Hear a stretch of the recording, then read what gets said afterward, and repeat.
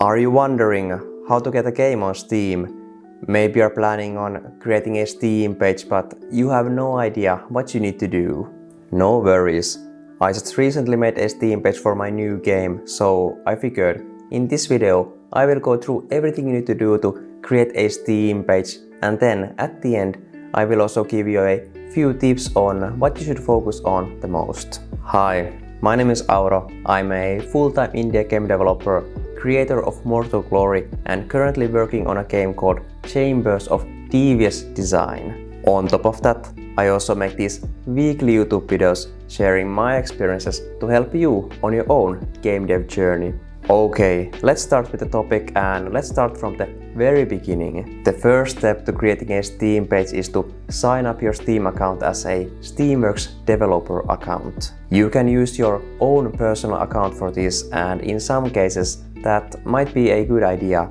For example, if you're trying to build a personal brand as a developer and you feel like your own Steam account is an integral part of that. But in most cases, I think having a separate company/developer account for this is a smart move.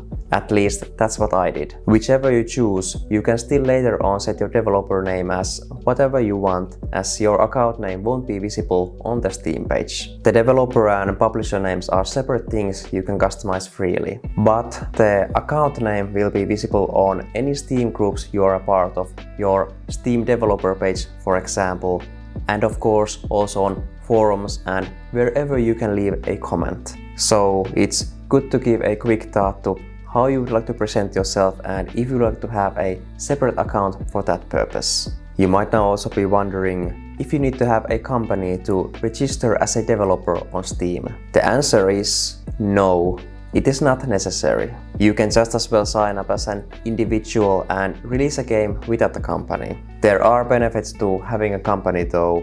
It will differ based on where you live, but at least in my case, there are many taxation benefits to doing business through a company. And if for whatever reason my games would end up in legal trouble, my company would be the one that ends up getting sued, not me as an individual. So the company sort of acts as a legal shield for me. My recommendation is that if you intend to make money with games, it's good to have a company. Even then, it's not really necessary in the beginning though. You can change your company status later on in Steam as far as I know, and you can also transfer game ownership between different accounts if needed. After you have signed up, you will need to fill in some details about where you're doing business from, your banking information and other basic information like that. You will also need to fill a tax questionnaire, which can be a bit intimidating, especially if you are not from the US. From what I can remember, the instructions were pretty good for US citizens and companies, as Valve is an American company, but for international companies like mine, it wasn't really always that clear what was required. But it's nothing you can't get through with a bit of fact finding. And in tough situations, I'm sure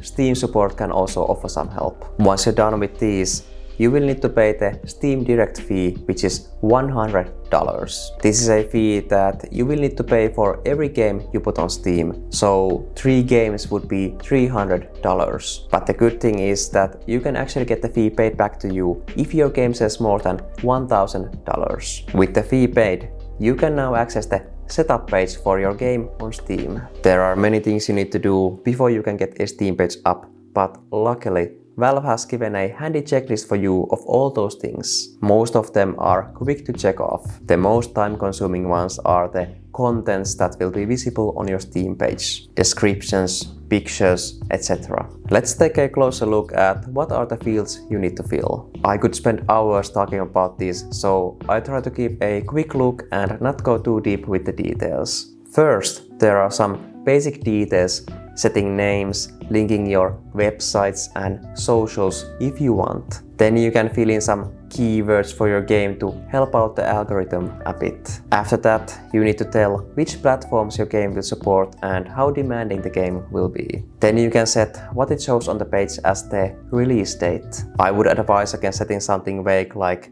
when it's done, if you can help it. As a customer, it's not very helpful to read something like that if you are interested in the game. I would set your best conservative guess there. And remember, you can always adjust it later on also. If you are going with something vague, I would at least try making it funny. How about when Half-Life 3 comes out? Well, maybe not that one. You still want people to expect the game in their lifetime. Then there's a link to a mature content survey. Steam will tag your game appropriately based on the survey if your game has something that makes people blush or if it contains a lot of violence and things like that. Then you can also add the languages your game supports. In the beginning, you might not yet know if you're going to localize your game or not, but I would feel this as soon as you're fairly certain which languages you will support. I would also advise you to localize your Steam page to those languages as soon as possible. This way, you can start building an audience for your game within those language groups also. Then there are some details about the number of supported players, different Steam features you will support, and then they're setting the primary genre of your game.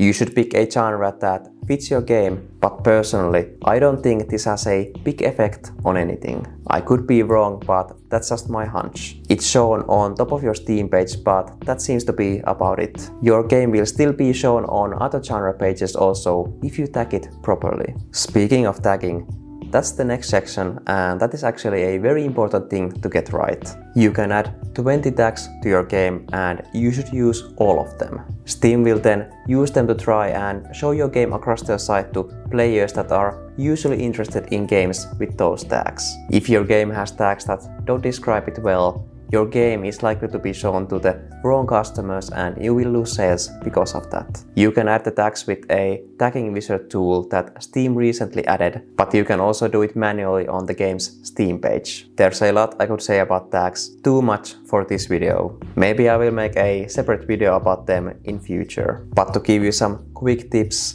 it's a good idea to try and copy tags from similar popular games, and it's also good to have the most descriptive tags on top. So for example, you should have turn-based strategy on top instead of the broader strategy tag. Okay, but let's move on. Then there's stuff about controllers, DRM, third-party accounts, legal stuff. Nothing really that interesting to indies. And then on the bottom you can enter some contact details. Then on the second tab you get to fill in the game's short and long description. You can also localize them here so the customer will see different text based on their language setting. Again, there's a lot you could say what to include and what not to include in these descriptions. My quick advice would be to keep the descriptions relatively simple and lightweight. Most people won't bother reading your texts. That's the reality. They will just glance at a few words and then move on. This is why pictures and GIFs work well here, as they will give the impatient customer an idea about the game without having to read long paragraphs. Of course, there are also those who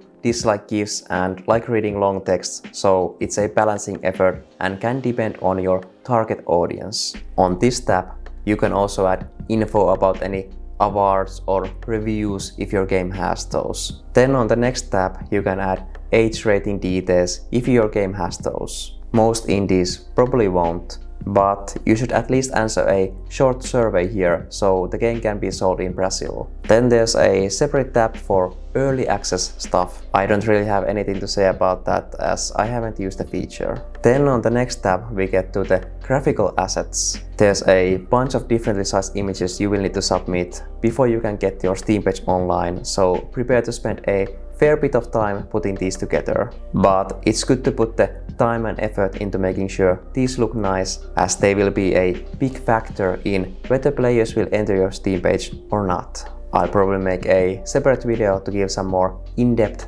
tips about these images. Then on the next tab you can upload trailers. It's not necessary to have a trailer when you publish a Steam page, but you will need to have one before you can release your game. As for my quick advice on trailers, keep it short and go straight to the point. That means no logos in the beginning and straight to gameplay as soon as possible. If you are not a AAA studio, you will also want to show a lot of gameplay and very little cutscenes. Most people who open your trailer won't watch it all. They will just watch a second here and a second there to see what the game looks like. Then after that we have some special settings that you won't need to touch unless you want to.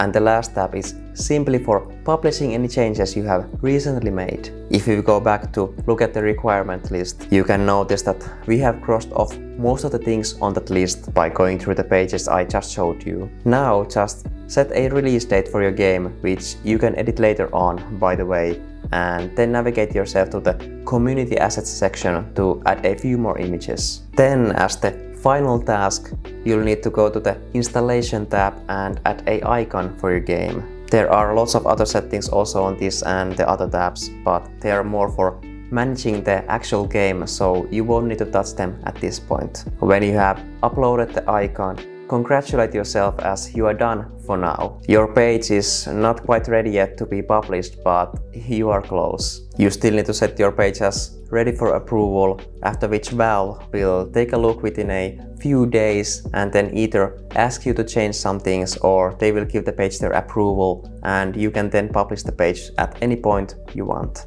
Phew, okay, that was very briefly everything you need to do to get a Steam page up. Before I end this video, I still want to give 2 quick tips. Number 1, copying what others are doing is usually a good way to learn and improve your page. Don't look at just one other page, but see if there are some common trends visible in many different pages. Pay extra attention to other popular indie games in your genre. Number 2, not everything is worth the same amount of effort. There can be differing opinions on this, but I would say the effort order, so what you should focus on the most, should look something like this. Capsule images, first 3 screenshots, first 5 tags, the rest of the screenshots, the rest of the tags, trailer, short description, long description.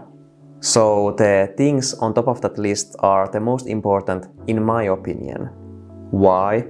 Well, your first goal should be to get the player to visit your Steam page. There are many ways this can happen, but one of those is that the player is browsing Steam and he or she sees your capsule image and gets interested. That's why the capsule image is first on my list. After that, the player will likely hover the mouse over your capsule, in which case he or she will see your first screenshot and the first few tags. Then, if the mouse stays on the capsule, the rest of the screenshots will also be shown in whatever order they are on your page. I mentioned the first 3 screenshots just because that's around how many I think many people might check in the preview window before entering the page or moving on. The player will also see the reviews, but those are mostly not up to you, so let's ignore them in this situation. This is all the information the player gets before entering your page, so those are the most important ones. Then, if the player enters your page, they will usually look through more of your screenshots before checking the trailer or whatever text you have on your page. They will very likely also check some reviews, but again, those are something we don't have much control over. I also mentioned the rest of the tags in that list since they are important for Steam's algorithm to know who to show your capsule images to. But hey, that's all I have to say about this subject for now. There's more I could say about the different sections, but I'll have to make separate videos for those. Let me know which parts of the Steam page you would like me to talk about the most. Alright, thanks for watching and I'll see you in the next one.